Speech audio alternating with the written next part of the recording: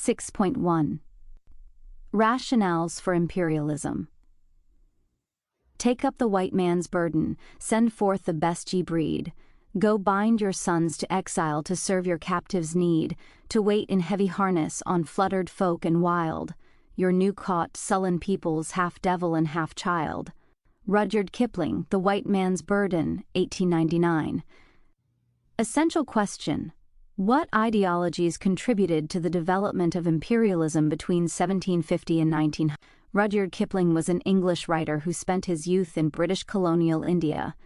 The speaker in his poem urged the whites of Western countries to establish colonies for the good of the inferior people of the word. Whether Kipling actually supported this idea is not clear, but his poem was used to justify it.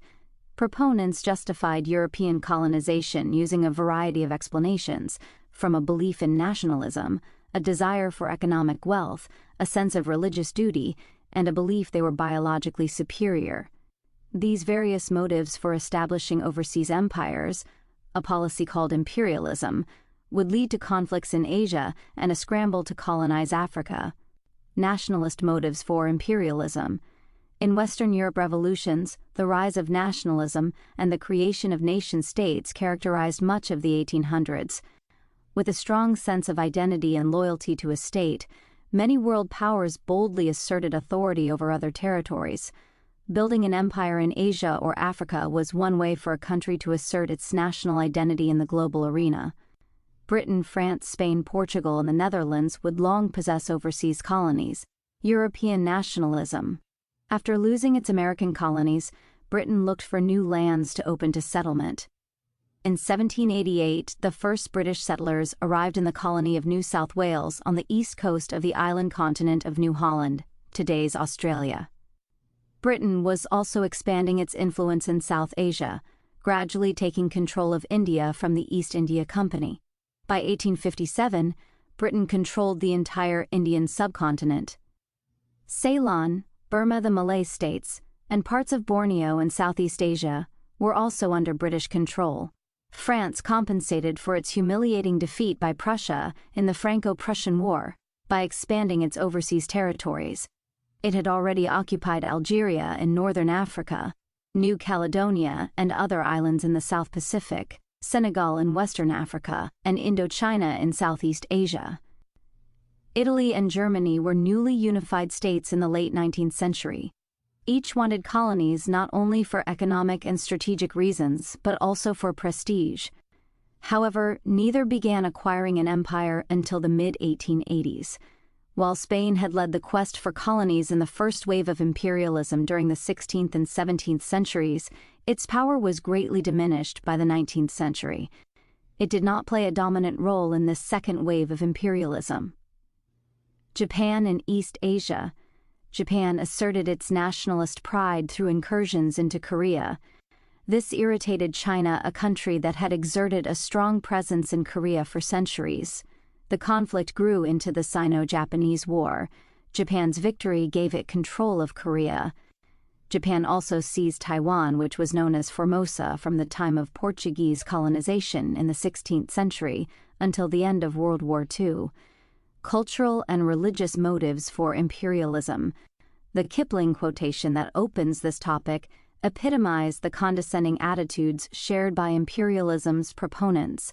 Referring to colonized peoples as children reflected how colonizers saw themselves as benevolent protectors on a civilizing mission rather than invaders. Racial ideologies and the misuse of science. The attitudes of whites toward others were a form of racism. Colonial powers generally believed that they were inherently superior to those they subjugated.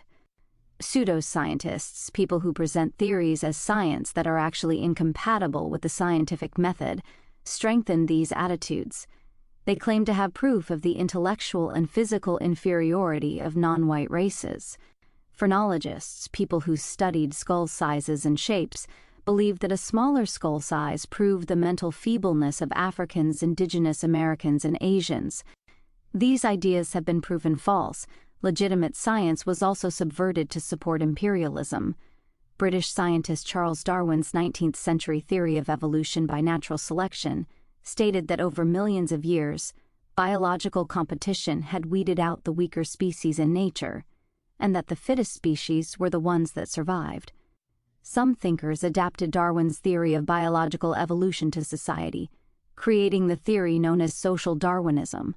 While Darwin himself was not a social Darwinist, advocates used the survival of the fittest theory to argue that the spread of European and U.S. power proved the biological superiority of whites. Writers and politicians then used social Darwinism to justify further imperialism by powerful countries. Cultural ideologies based on technological superiority over indigenous societies, colonial powers felt justified in superimposing aspects of their own cultures on their colonies. For administrative purposes, many colonies combined into a single colony of peoples from several cultures, who often spoke different languages and had different customs. Colonizers introduced their own language, which helped to unify these often diverse colonies. They also introduced their political, educational, and religious institutions and exerted other cultural influences on architecture and recreational activities. Expressing the belief of many, Congregationalist minister Josiah Strong wrote in 1885, "Is there room for reasonable doubt that race is destined to dispossess many weaker races, assimilate others, and mold the remainder, until, in a very true and important sense, it has Anglo-Saxonized mankind?" Religious motives missionaries were among the most tireless civilizing influences. Like the Spanish and Portuguese Catholic missionaries who combined conquest and evangelism during the Age of Discovery, British Protestant missionaries of the 18th and 19th centuries also participated in colonization. Critics charged that missionaries supported imperialism by persuading people to give up their traditional beliefs, such as ancestor veneration, and adopt the faith of most Europeans' Christianity. This change in religion could pave the way for others who were more focused on economic gain. In response, missionaries pointed out that they commonly combined religious and humanitarian efforts. Missionaries often set up schools for instruction in religion that also taught secular subjects, which prepared students to become teachers, lawyers, and other professionals. Many missionaries provided improved medicines and medical care. Some missionaries, most famously David Livingstone from Scotland, worked in sub-Saharan Africa to end the illegal slave trade. Economic motives for imperialism. Some people believe the ideological motivations were more accurate justifications for pursuing economic motives. Seeking ways to maximize profits, companies chartered by the British French and Dutch governments signed commercial treaties with local rulers in India, East Africa, and the East Indies. These treaties gave the Europeans the right to establish trading posts and forts to protect their interests. Originally, these companies formed primarily for the spice trade. Many companies had quasi-governmental powers, raising armies and conquering territory to form colonies. As the Industrial Revolution transformed European economies, the desire for the sources for raw materials and markets for manufactured goods provided by colonies enticed imperial powers to increase their expansion. Imperial powers often competed with one another over the best potential resources, markets, and trade, as demands for low-wage labor, access to markets, and control of natural resources increased. East India Company. The English monarch granted the East India Company a royal charter in 1600, giving it a monopoly on England's trade with India. After driving the Portuguese out of India, the company traded primarily in cotton and silk, indigo, and spices. Eventually, the EIC expanded its activities from the Persian Gulf to East Asia. By the beginning of the 18th century, it had become the major agent of British imperialism in India, and after 1834, it became the British government's managing agency in India. Starting in 1620, the EIC engaged in the slave trade, and during the 19th century it illegally exported opium to China in exchange for tea. The East India Company is often referred to as the English East India Company, or, after 1707, the British East India Company, to distinguish it from the Dutch East India Company. Dutch East India Company. In 1602, the Dutch government gave the Dutch East India Company a monopoly on trade, between the Cape of Good Hope at the southern tip of Africa and the Straits of Magellan at the southern tip of South America. The VOC concentrated on the islands around Java, replacing the Portuguese who had controlled the region. Corruption and debt led the government to take control of the company's possessions in 1799, creating the Dutch East Indies. The new imperialism. After the Industrial Revolution and the Napoleonic Wars, Britain was the leading economic power throughout the first half of the 19th century and already had a sizable colonial empire. Its colonies provided raw materials such as cotton, wool, jute, vegetable oils, and rubber for its factories, as well as foodstuffs such as wheat, tea, coffee, cocoa, meat, and butter for its growing cities. Its colonies, especially settler colonies such as Australia, New Zealand, and South Africa, also provided markets for British manufactured goods. As the Second Industrial Revolution progressed, other nations began to challenge Britain's economic lead. They looked to Asia, Africa, and the Pacific to expand their markets, provide raw materials for their factories, and food for their growing urban populations. 6.2 State expansion. You must singularly insist on their total submission and obedience. Avoid developing the spirits in the schools. Teach students to read and not to reason. King Leopold II. Letter to Christian Missionaries, 1883. Essential question. By what processes did state power shift in various parts of the world between 1750 and 1900? King Leopold II of Belgium wanted the Belgian government to conquer colonies in a large swath of Central Africa, the Congo Basin. The government was ambivalent, so Leopold established a private colony himself. However, the Belgian parliament found the king's rule so abusive that in 1908 it took control of the region away from him. Similarly, the Dutch government revoked the charter of the Dutch East India Company for abusing its power to make treaties, build forts, and maintain armed forces in Southeast Asia. While these unusual shifts of power were taking place, other European governments, as well as the United States, Russia, and Japan, continued territorial expansion through conquest and settlement. Imperialism in Africa. Europe had a long-standing relationship with Africa because of the slave trade. Although most European countries had declared the importation of Africans as slave labor illegal by the early 1800s, Europeans continued to export guns, alcohol, and other manufactured goods to Africa and import African natural resources, such as palm oil, gold, and ivory. England desired palm oil in particular because it kept the machinery in its textile factories from becoming rusty. In the last part of the 19th century, European tastes for African diamonds and ivory kept European empires thriving throughout the African continent. Expanding beyond trading posts. For most of the 1800s, European presence in Africa was restricted to trading posts, with a few exceptions. The French seized Algeria in 1830, declaring they wanted to prevent pirate attacks. Dutch immigrants had lived in South Africa since the 1600s, and British colonists became more numerous starting in the early 1800s. In the second half of the 1800s, European nations expanded their presence in Africa with the help of better military technology. For example, the discovery of quinine, a medicine that treats the tropical disease malaria, reduced the danger of living in warm, humid regions. The steamship assisted the early trips of individual explorers and business owners. British control of Egypt. Europeans had long dreamed of dramatically shortening the water route to Asia by building a canal connecting the Red Sea with the Mediterranean Sea. A 100-mile-long canal could save a trip around the entire continent of Africa. This feat was finally accomplished in 1869 when the Suez Canal was completed. A French company managed the project, but most of the labor was performed by as many as 1.5 million Egyptians. Many of them were corvée laborers, unpaid workers who were forced to work on the project as a form of taxation. Thousands died in the course of 10 years. When unrest in the region threatened British commercial interests and the operation of the canal in 1882, Britain seized control of Egypt away from the Ottoman Empire. British West Africa. Great Britain established several colonies in West Africa before the mid-19th century. In these colonies, Britain spread Western education, the English language, and Christianity.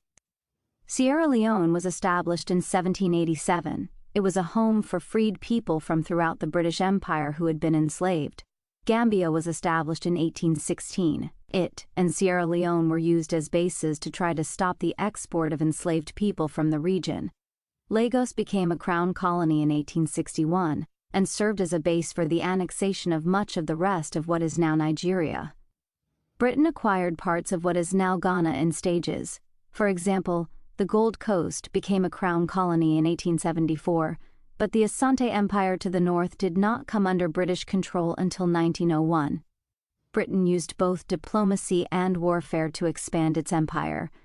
For example, in 1873, Britain signed a treaty with King Jaja of Opobo in present-day Nigeria, an area rich in palm oil, recognizing him as ruler and agreeing to trade terms favorable to both sides.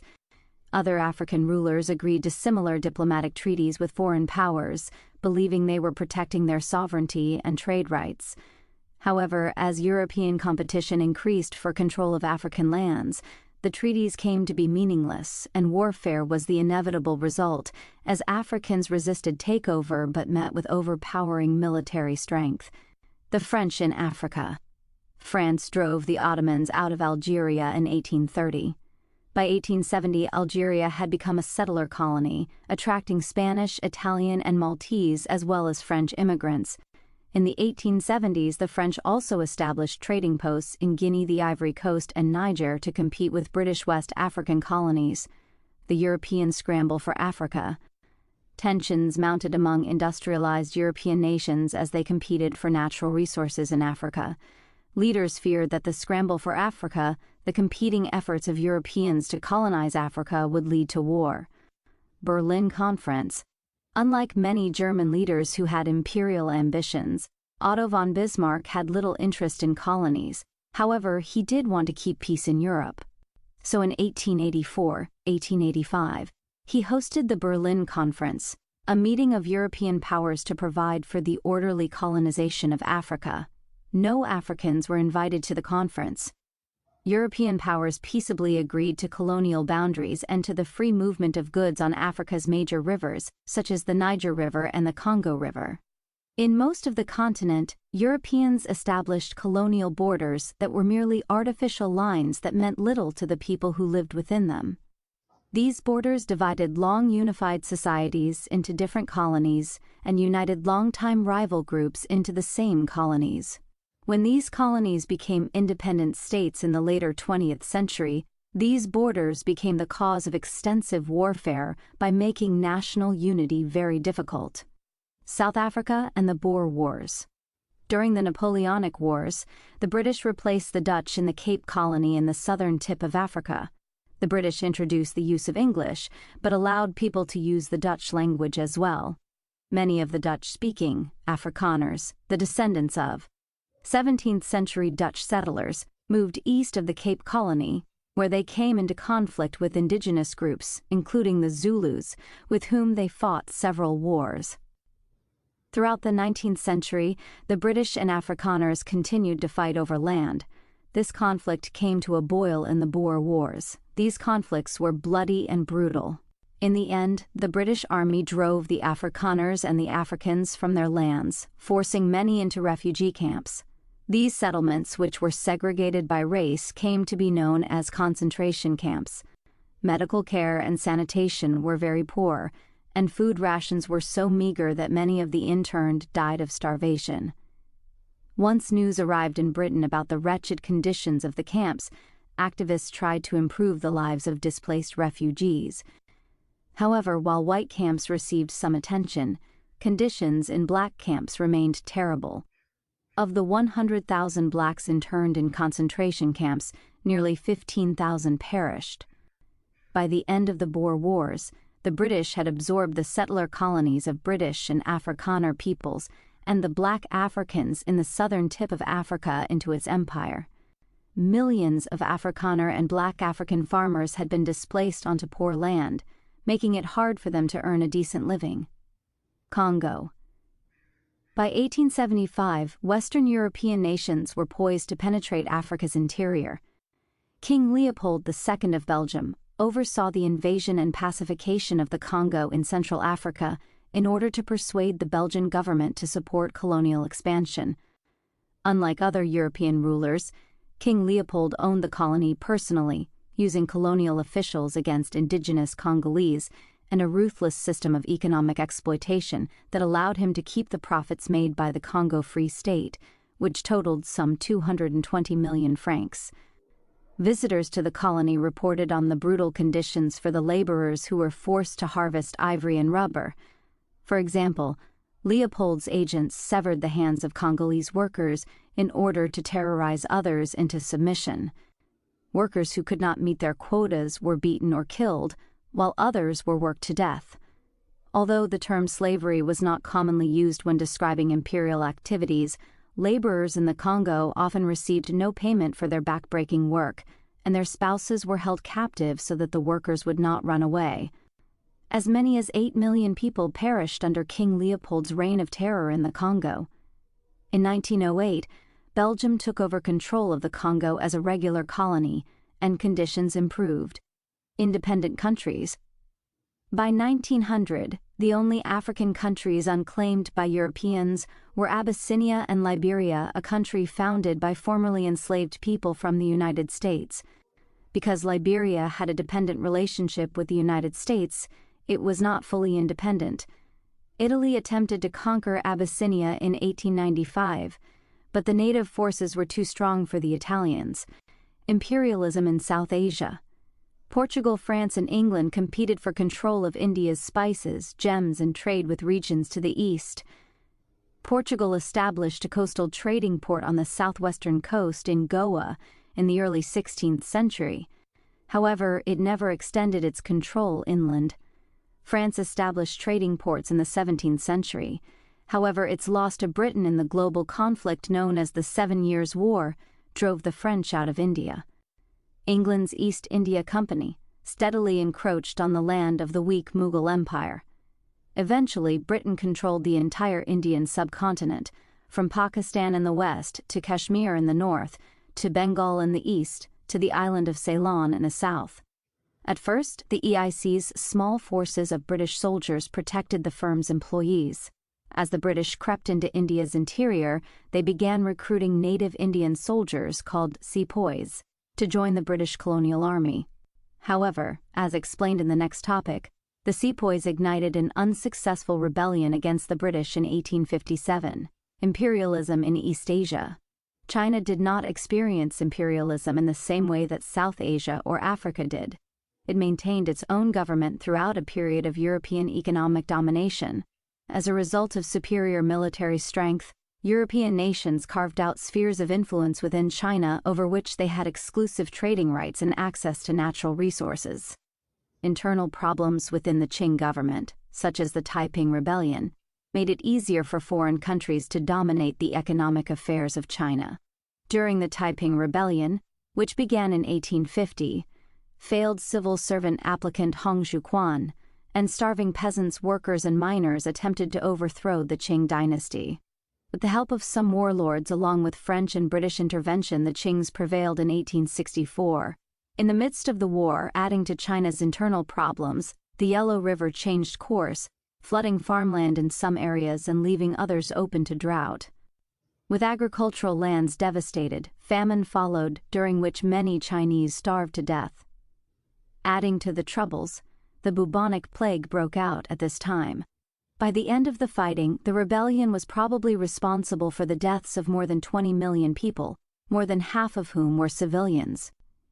Between 1899 and 1901, an anti-imperialist group called the Boxers, named because many of their members practiced martial arts, which were known as Chinese boxing, was attacking Chinese Christians and Western missionaries. The Empress Dowager Cixi encouraged the Boxers, and in 1900 ordered that all foreigners be killed. However, most of the estimated 100,000 people who were killed were Chinese Christians. Only about 200 to 250 foreigners died during the Boxer Rebellion. The empress and the Qing court suffered a humiliating defeat that undermined their legitimacy. Western powers and influence continued to erode Chinese sovereignty in subsequent years. Japan. Industrialized countries outside of Europe also desired colonies. Japan had sharply limited its contact with other countries since the early 1600s. In 1853, United States Commodore Matthew Perry came to Japan in large warships to secure a treaty that opened Japanese ports to trade. In the following decade, Japan overthrew its traditional government in an uprising called the Meiji Restoration and began to rapidly industrialize, hoping it could become strong enough to protect its distinctive culture. As part of this change, Japan began to look outward for territorial gains. An island nation with few natural resources and little arable land, it sought lands and natural resources to fuel its own growth, partly to relieve population pressures in rural areas, and partly to gain knowledge of foreign places. Japan's government began to encourage agricultural workers to take seasonal contract work on Hawaii, Guam, and other locations. Through a colonization society established in 1893, leaders began plans to establish colonies in Mexico and Latin America. Japan set up an empire in East Asia that included parts of China, Korea, Southeast Asia, and Pacific Islands that lasted from the 1890s until the end of World War II. Imperialism in Southeast Asia. Portugal and Spain originally controlled European trade with Southeast Asia. After 1600, the power shifted, and the English and Dutch supplanted them. The Dutch in Southeast Asia. Dutch imperialism in Southeast Asia began with a private company, just as English imperialism in South Asia had.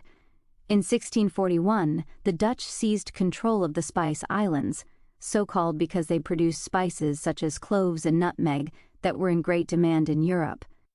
The Dutch East India Company took over the spice trade from the Portuguese, setting up several trading posts on the archipelago. Although the trade was very profitable for the VOC, corruption caused the company to go bankrupt by 1800. Once the VOC folded, the Dutch government itself took control of the Dutch East Indies. By the mid-19th century, the islands were producing cash crops to support the Dutch economy. Plantations produced tea, rubber, and sugar for export purposes, a situation that limited rice cultivation and eventually created enormous hardships for Indonesian farmers who relied on rice to survive. Although criticism of this agricultural policy forced the Dutch government to implement humanitarian reforms, the reforms failed to meet the needs of the Indonesian people. The French in Southeast Asia. The French government also wanted an imperial presence in Asia. After it defeated China in the Sino-French War of 1883 to 1885, France gained control of northern Vietnam. France later pressured Siam to cede control of the territory of modern-day Laos to the French. By the 1890s, France controlled Cambodia, Laos, and all of modern-day Vietnam. Together, these nations became known as French Indochina. French motives for imperialism were like those of the Dutch, a desire for cash crops. Soon rubber plantations dotted the landscape of Cambodia and Vietnam. The British in Southeast Asia. British influence in Southeast Asia began when the East India Company acquired the island of Penang off the northwest coast of the Malay Peninsula in 1786. In 1824, the British founded the port of Singapore. Chinese immigrants soon made it the most important seaport in Southeast Asia. Eventually, Britain controlled all of the Malay Peninsula, Burma, and northern Borneo. British investors were originally attracted by the region's mineral wealth, especially tin and gold. In addition, Britain promoted the planting of cash crops such as pepper, tobacco, palm oil, and rubber. By the end of the 19th century, Malaya was the world's greatest producer of natural rubber, Siam. Only one Southeast Asian nation, Siam, modern-day Thailand, managed to escape the clutches of 19th-century European imperialism. Siam's monarchs deftly handled diplomatic relations with the British and French, whose colonies bordered Siam. The Siamese government also instituted a series of modernizing reforms similar to Japan's Meiji reforms. The government began to industrialize by building railroads, and it set up Western-style schools in order to create an educated populace who could fill the ranks of an efficient government bureaucracy. Australia and New Zealand. After the loss of its American colonies, Britain began to consider the possibility of establishing various kinds of settlements in Australia, finally deciding to locate a penal colony there. In 1788, the first convicts, along with some free settlers, arrived in Australia, and the East Coast became known as New South Wales. In the 1820s, Britain took possession of the entire continent. For decades, the chief economic activity of the colony was to house convicts.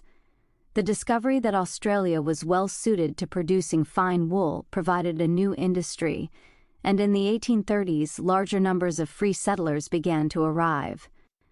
The discovery of copper in 1842 and gold in 1851 helped spur growth.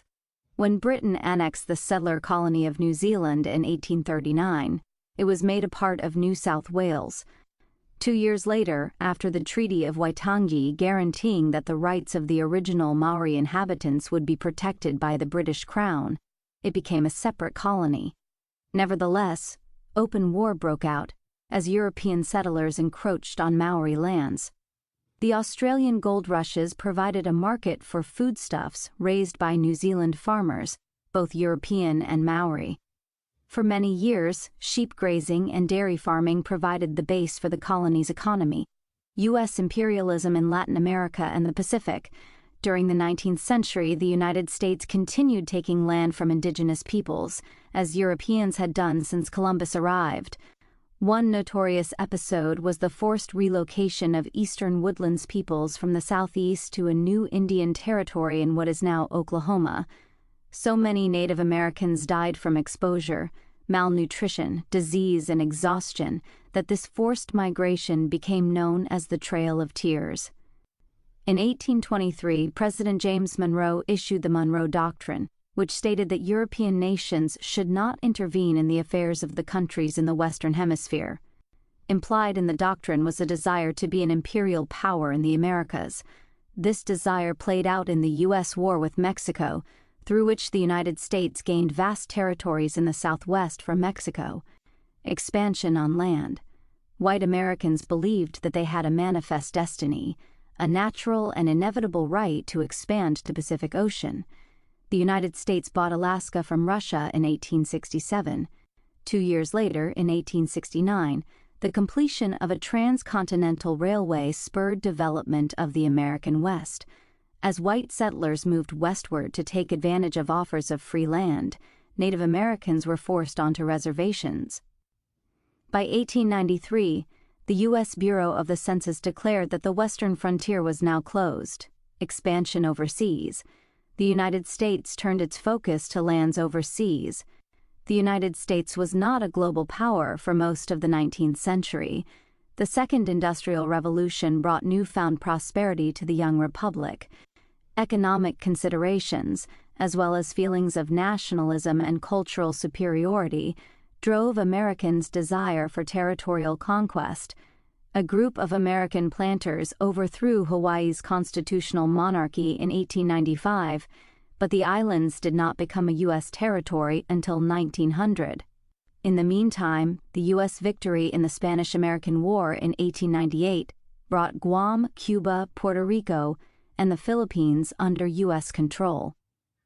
President Theodore Roosevelt, a proponent of social Darwinism, was especially eager to expand U.S. influence throughout the Western Hemisphere.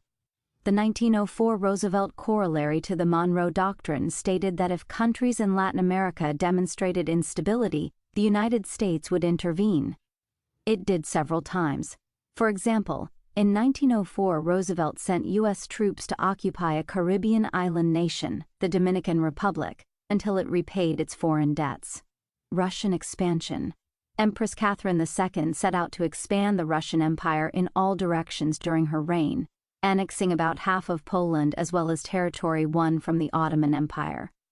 Her grandson, Alexander I, annexed Finland, Moldova, Georgia, Azerbaijan, and part of Armenia during his reign.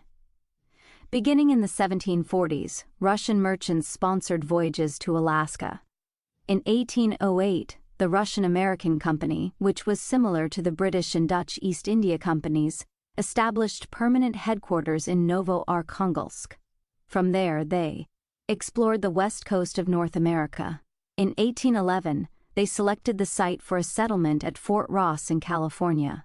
They abandoned Fort Ross in 1839 and in 1867 sold Alaska to the United States, ending Russian plans to make the North Pacific a Russian sea. Russia continued to push into Central Asia during the 19th century, leading to an intense rivalry between the Russian and British empires as they competed unsuccessfully for dominance in Afghanistan, a rivalry that came to be known as the Great Game. Russia also succeeded in annexing lands from China, most notably a large portion of Manchuria. 6.3. Indigenous responses to state expansion. There have been repeated outcries directed to me by the indigenous peoples of this and surrounding provinces, outcries against the abuses committed by European-born crown officials. Justified outcries that have produced no remedy from the royal courts. Tupac Amaru Il, c. 1780. Essential question: how and why did internal and external factors influence state building between 1750 and 1900? In response to European imperialism, nationalist movements emerged throughout South America, Africa, and Asia. Often the movement's leaders, such as Tupac Amaru II in Peru, had European-style educations.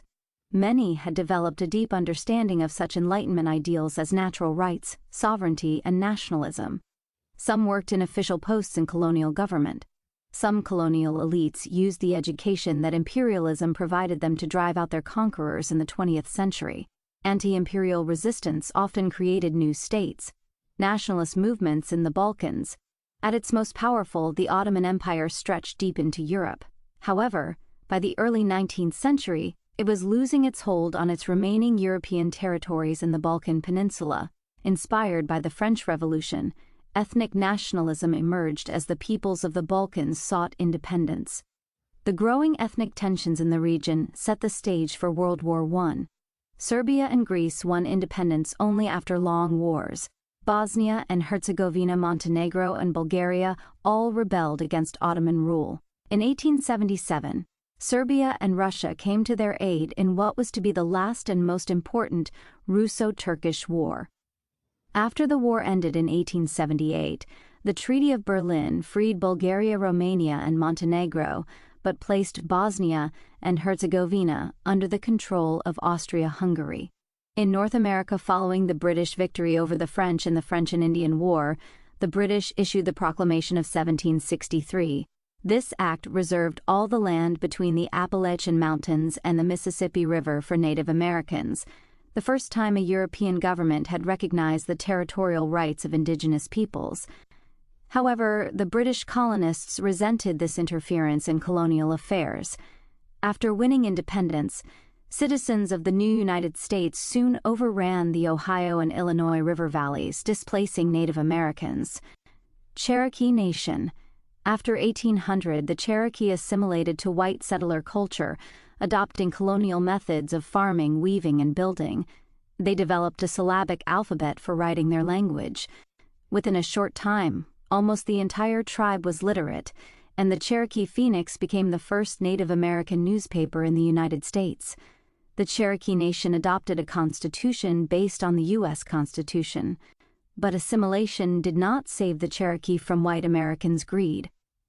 After the discovery of gold in 1829 on Cherokee land in Georgia, attempts began to force the Cherokee off their land. After Congress passed the Indian Removal Act of 1830, the Cherokee and other Southeast Native American tribes were forced to relocate to what is now Oklahoma. U.S. expansionism continued, affecting many Native American peoples. Ghost dance. In the northwestern United States around 1869, prophet dreamers among the northern Paiute Indians announced that the dead would soon come back and drive out the whites, restoring the lands and traditions of Native Americans. The ghost dance rituals of dances and songs were meant to hasten this event. The ghost dance spread from the Sierra Nevada to the Missouri River and from northern Texas to the Canadian border. It reached the Sioux by 1890, coinciding with the Sioux revolts. Sioux warriors wore ghost shirts. However, the ghost dance resistance movement fell at the Wounded Knee Massacre in 1890, marking the end of the Indian Wars. Tupac Amaru II. José Gabriel Condorcanqui was a cacique in southern Peru. He was descended from the last Inca ruler, Tupac Amaru, and took the name Tupac Amaru II. Born around 1740, he continued to identify with his Inca heritage in spite of having received a formal Jesuit education. In 1780, he arrested and executed a colonial administrator, charging him with cruelty. This action led to the last general Indian revolt against Spain, which at first was supported by some criollos. The revolt spread throughout southern Peru and into Bolivia and Argentina, before Tupac Amaru II and his family were captured in March 1781. They were taken to Cusco, the former capital of the Inca Empire. There, Tupac Amaru II was forced to watch as his wife and sons were executed before he was tortured and executed himself. French intervention in Mexico. In 1863, a group of Mexican conservatives conspired with Emperor Napoleon II of France to overthrow the liberal government of Benito Juárez, a full-blooded Zapotec. Mexico owed France money, and Napoleon III wanted to further his imperialist ambitions. He offered to make a European noble, Archduke Maximilian, the Emperor of Mexico. Maximilian was crowned on June 10, 1864. After 3 more years of war, Mexicans forced the French to withdraw from Mexico. Maximilian was executed on June 19, 1867, and Juárez resumed the presidency. South Asian movements. By the mid-19th century, Sepoys, Indian soldiers under British employ, made up the majority of the British armed forces in colonial India. Most were Hindus or Muslims. In 1857, the British began using rifle cartridges that had been greased with a mixture of the fat of cows and pigs. Hindus, who view the cow as sacred, and Muslims, who refused to slaughter pigs, were both furious. Both were convinced that the British were trying to convert them to Christianity. Their violent uprising, known as the Indian Rebellion of 1857, or the Sepoy Mutiny, spread throughout cities in northern India. The British crushed the rebellion, killing thousands, but the event marked the emergence of Indian nationalism. After the Indian Rebellion, Britain also exiled the Mughal emperor for his involvement in the rebellion and ended the Mughal Empire. In its place, the British government took a more active role in ruling India. From 1858 until India won independence in 1947, the British Raj, the colonial government, took its orders directly from the British government in London. Under the Raj, many Indians attended British universities. In 1885, several British-educated Indians established the Indian National Congress. Though begun as a forum for airing grievances to the colonial government, it quickly began to call for self-rule. Southeast Asian resistance. By the 1880s, the only independent country remaining in Southeast Asia was Siam. The rest of the region was under the control of the Spanish, Dutch, British, and French. Vietnam. From the beginning of French colonialism in the region, many Vietnamese resisted. By 1884, when 12-year-old Ha Meng-ji became emperor, his top advisors were vocal critics of the French. The French soon tried to assert their control by raiding the royal palace, but the young emperor had been removed for safety. Ha Meng-ji's supporters continued to resist French rule until he was captured in 1888 and exiled to Algeria. The resistance continued until 1895 under Phan Dinh Phung, who became a hero to future revolutionaries in the Vietnamese resistance movement. Philippine resistance. The Philippines came under Spanish control in the 16th century, but there was no public education there until 1863. However, wealthy Filipinos sent their sons to Europe to study. One of those young men, José Rizal, started a reform movement called Liga Filipina in 1892. Though the Liga was loyal to Spain, the Spanish feared it. They promptly arrested and executed Rizal, an action that shocked many Filipinos. There had been numerous rebellions throughout the history of Spanish rule, but now, for the first time, Filipinos had nationalist ambitions, and the education needed to carry them out. In 1896, several revolts broke out in provinces around Manila, marking the beginning of the Philippine Revolution. The Spanish-American War broke out in 1898, and after a decisive American victory in the Battle of Manila Bay, exiled Filipino revolutionaries returned. Based on U.S. sympathy for Philippine independence, the rebels expected freedom. However, the Treaty of Paris ending the war merely transferred control of the Philippines from Spain to the United States. By the time the treaty was ratified in February 1899, hostilities had broken out in what was to be known as the Philippine-American War. The war ended in a U.S. victory in 1902. An estimated 20,000 Filipino troops were killed, and more than 200,000 civilians died as a result of the war. Of the 4,300 Americans who lost their lives, nearly two-thirds of them died of disease.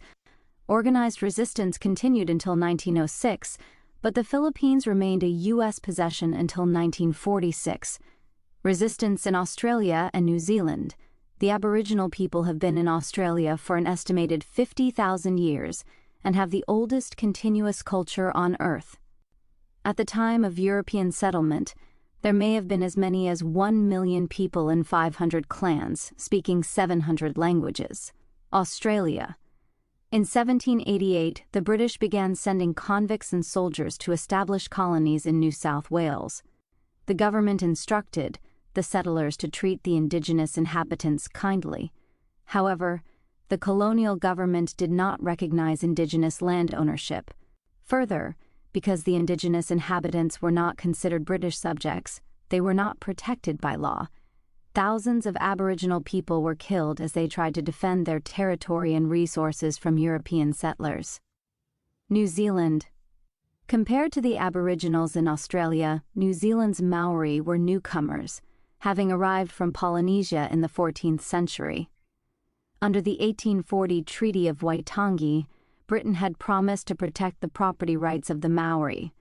Within a short time, the Maori became alarmed by British settlement patterns, and the first of a series of Maori wars broke out. The British were eventually able to overcome the Maori in 1846. Relations deteriorated again in the 1850s as the Maori became reluctant to sell more land to settlers, fearing for their future. Ignoring the promise of the Treaty of Waitangi, the government attempted to pressure the Maori to sell land, sending troops in 1861 to dislodge the Maori from the property in question. Another decade of fighting ensued. The war ended in an uneasy peace in 1872, but by 1900 the Maori had lost most of their land. African resistance. Organized African resistance to imperialism developed later than Indian resistance. One reason for this difference in timing is that European powers had been in India much longer than they had been in Africa. In addition, British colonial governments in India were partially run by Indians, while colonial governments in Africa were largely run by military officials from Europe. However, by the end of the World War I, Western-educated Africans had a shared identity and nationalism known as Pan-Africanism, Sokoto Caliphate. In West Africa in the 18th century, rulers often mixed Islamic and traditional religious practices. In 1804, a group of Muslim intellectuals led by Usman Dan Fodio started a drive to purify Islam among the Hausa tribes of the region. He created a caliphate with its seat at the new town of Sokoto. The Sokoto Caliphate established the slave trade as a means of economic growth at a time when the British were trying to stop it. The British Navy attempted to intercept the ships of the Sokoto Caliphate, free the enslaved people, and relocate them in their colony Sierra Leone. The Sokoto Caliphate was the largest African empire since the 16th century. It was finally subdued in 1903 when the British made it part of their colony of Nigeria. South Africa.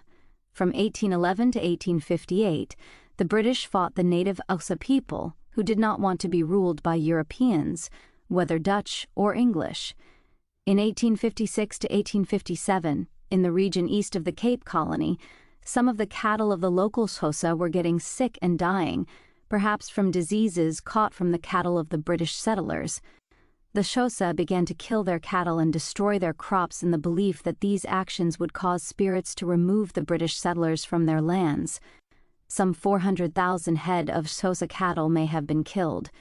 The immediate result of the Xhosa cattle-killing movement was famine and the deaths of thousands of people. However, the British were not driven out of the area.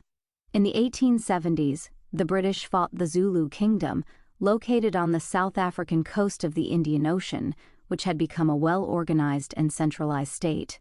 At first, this Anglo-Zulu war went in favor of the Zulus, but eventually the British defeated them, and their lands became part of the British colony of South Africa. Samori Touré's War. In West Africa in 1868, Manda chieftain Samori Touré led a group of warriors to establish a powerful kingdom in Guinea, extending it until the early 1880s. He opposed French attempts to annex West Africa, first fighting them in 1883. The French finally succeeded but offered Samori their protection, when he was unable to extend his kingdom to the east. He again went to war with the French in 1891. After his forces were ejected, he tried to re-establish his kingdom in the Upper Ivory Coast. The French finally captured him in 1898 and sent him into exile. Mahdist Revolt. In East Africa in 1881, a Sudanese Islamic cleric, Muhammad Ahmad, declared himself the Mahdi, or Guided One, who would restore the glory of Islam. The Sudanese had resented Egyptian rule for decades, and the arrival of the British in 1873 only fueled their resentment. Ahmad turned the political movement into a religious one, forming an army to fight against Egypt. By 1882, the Mahdist army had taken control of the area around the capital, Khartoum. The next year, a joint British-Egyptian military expedition launched a counterattack against the Mahdists. The Mahdists finally overran the British-Egyptian forces in January 1885. After Ahmad's death in June of that year, the Mahdist movement disintegrated, weakened by infighting among rival leaders. The British returned to Sudan in 1896 and finally defeated the Mahdists in September 1898. Ya Asantewaa War. Beginning in 1823, the British made several attempts to subjugate the Asante Empire in present-day Ghana in West Africa. The first four were unsuccessful. The fifth and final war is known as the Ya Asantewaa War, or the War of the Golden Stool. It began in March 1900, when the British governor of the Gold Coast demanded the Golden Stool, a symbol of national unity. Ya Asantewaa, a mighty warrior queen, led a rebellion against the British. It was the last African war led by a woman, and it resulted in the deaths of 2,000 Asante and 1,000 British. The death toll was higher than in the first four wars combined. The war ended in September 1900 with a British victory. Ya Asantewaa was exiled, and Asante became part of the Gold Coast colony. 6.4% global economic development. Peruvian guano has become so desirable an article to the agricultural interest of the United States that it is the duty of the government to employ all the means properly in its power for the purpose of causing that article to be imported into the country at a reasonable price. Us, President Millard Fillmore, December 2, 1850. Essential question: how did environmental factors contribute to the global economy between 1750 and 1900? Onus was among the most influential of the several motives driving imperialism. Britain industrialized rapidly during the 1700s and 1800s. In order to feed industry's desires for raw materials, such as cotton, copper, and rubber, Europe looked to Asia and Africa. American agriculture, as noted by President Fillmore, looked to South America for fertilizer. The people of these continents were also potential consumers of European and American manufactured goods. Finally, colonial peoples provided the labor for large-scale projects, such as building railroads or telegraph lines. Colonial workers were paid meager wages for difficult and dangerous labor. In short, natural resources, new markets, and low-wage labor drove economic imperialism. Technological developments. The Industrial Revolution did not just take place in factories. It affected transportation and communication as well. Railroads. Before the introduction of railroads, transportation from the interiors of colonies to coastal ports was by water or by roads. Most colonies had few roads, and those that existed were usually poorly maintained and often unusable during rainy seasons. Transportation by water was limited to coastal areas and river basins. The introduction of railroads lowered the cost of transporting raw materials for shipment to Europe. At the same time, railroads helped open up colonial markets for manufactured goods. Europeans often pointed to their railroad projects as evidence that imperialism helped the peoples of Asia and Africa. However, providing new transportation technology to the colonies primarily served the interests of the colonizers. In India, the British built a complex railway network that stretched from the interior to the coasts in order to ship raw materials out of the country easily. British-born Cecil Rhodes, founder of De Beers Diamonds, was an especially enthusiastic investor in a railroad project that was to stretch from Cape Town, in the Cape Colony of South Africa, to Cairo, Egypt. Connecting all of the British-held colonies with a transportation network could make governance easier and aid in mobilizing for war if necessary. The project was never completed because Britain never gained control over all the land on which it was to be built. The overwhelming majority of railway workers in Africa were natives who were paid far lower wages than their European counterparts. Thus, railroad technology was a means of extracting as many resources as possible from subject lands while paying colonial laborers as little as possible. Steamships. Because they required huge quantities of coal as fuel, early steamships could travel only limited distances. However, steamboats could transport people, mail, and goods on navigable rivers such as the Ganges in South Asia and the Congo in Africa. After the development of more efficient steam engines in 1870, steamships became practical for long distances. In the 1870s, the development of compression refrigeration equipment made it possible to ship perishables such as meat and dairy products across oceans. Telegraph. Invented in 1832, the electric telegraph transformed communications. Instead of taking days, weeks, or even months, news could travel instantaneously. Telegraph service was introduced in India in 1850, just 5 years after it started in Britain. Telegraph lines often followed railroad routes. Submarine telegraph cables soon crossed oceans. In 1866, the first permanent transatlantic cable was laid between the United States and England.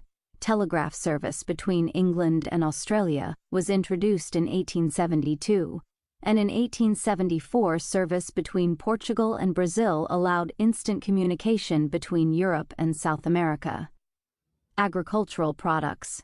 When Europeans arrived in Asia and Africa, they found mainly agricultural economies, with most people raising enough food to live on, subsistence farming, with perhaps a little left over to sell.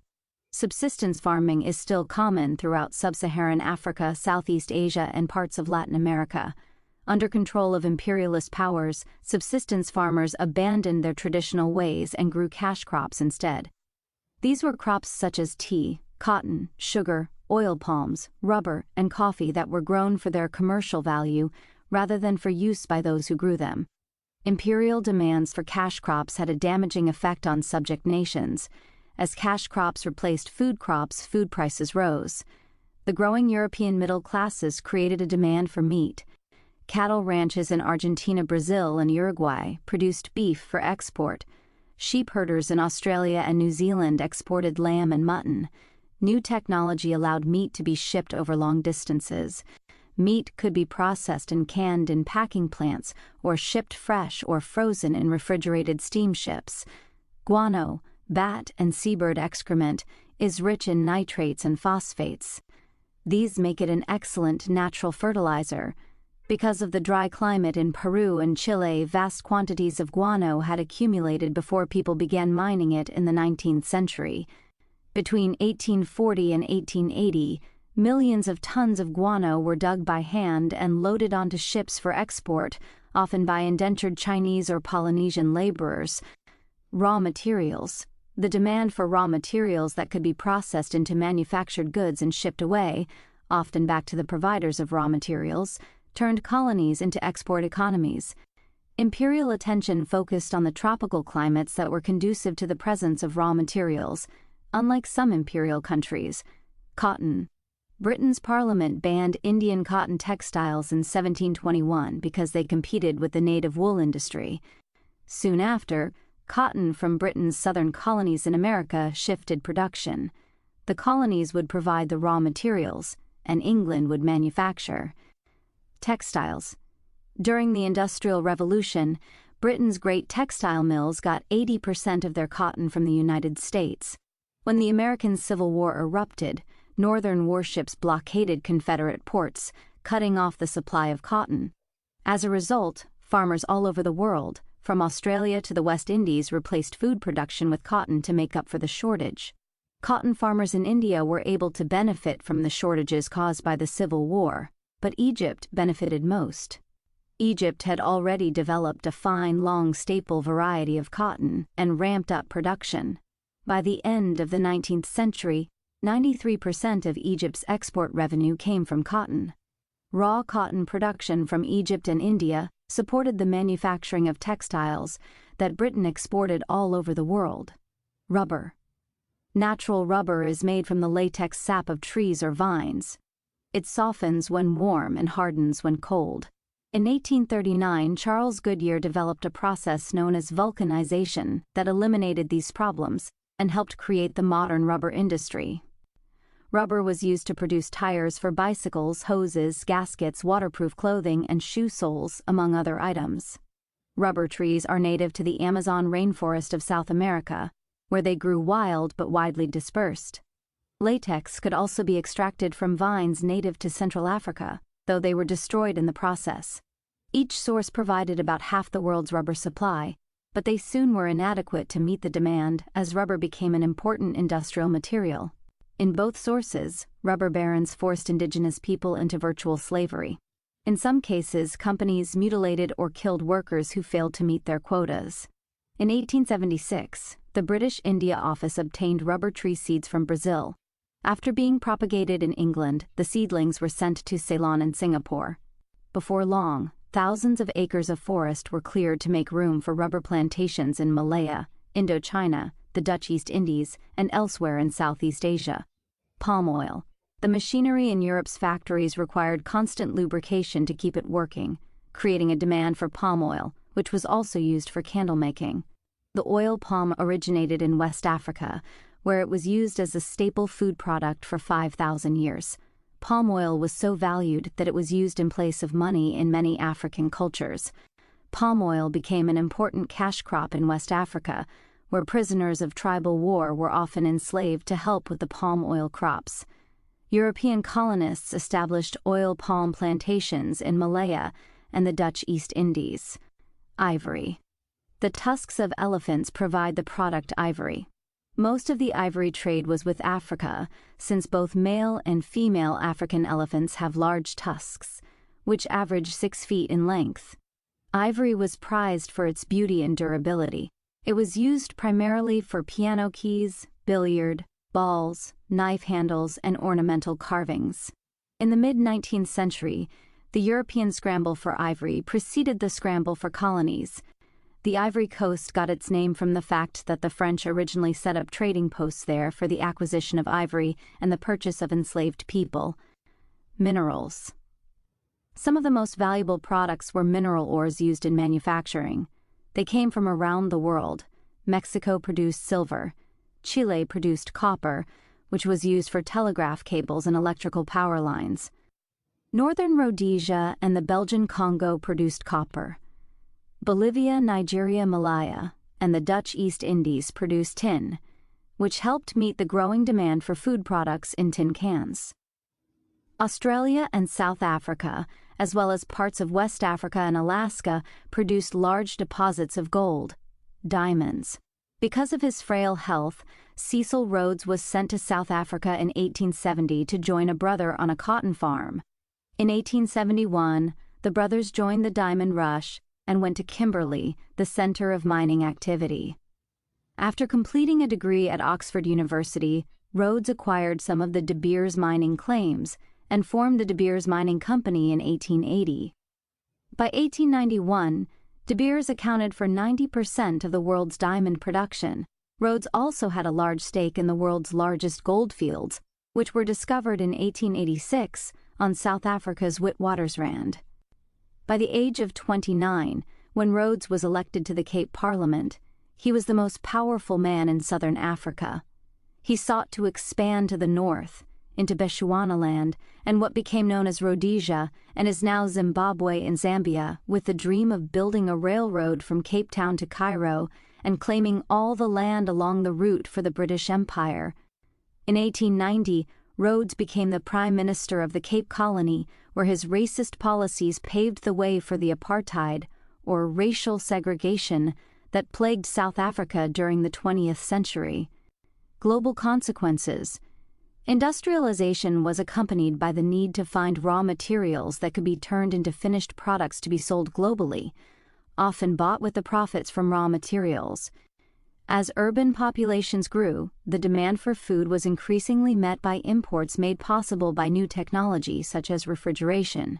As the industrialized nations grew wealthier, stock exchanges developed, allowing more people to invest their capital, and the need to protect global markets and investments grew rapidly.